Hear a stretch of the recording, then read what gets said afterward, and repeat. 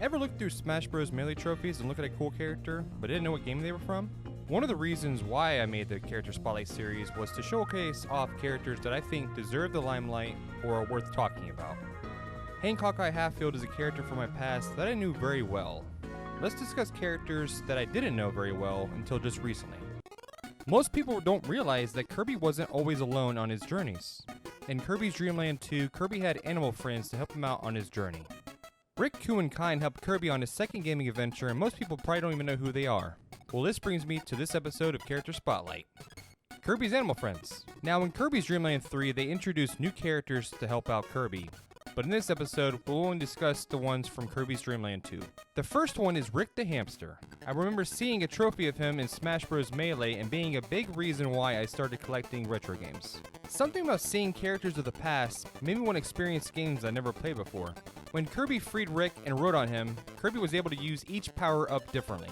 Rick also controlled differently too. You can't fly with Rick and you can only jump once, but you felt more in control on the ground.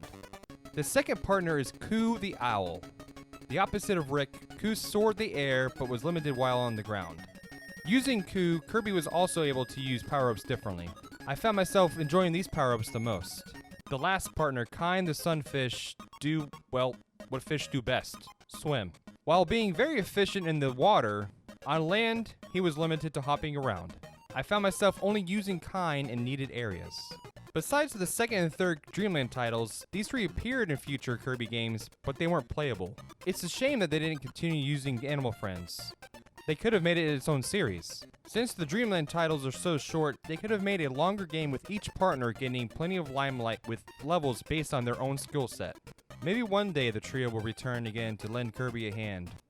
But until then, let's enjoy them in the games that they are in. That way, they live on forever in gaming history. What video game sidekicks do you love the most? Tell me in the comment section down below.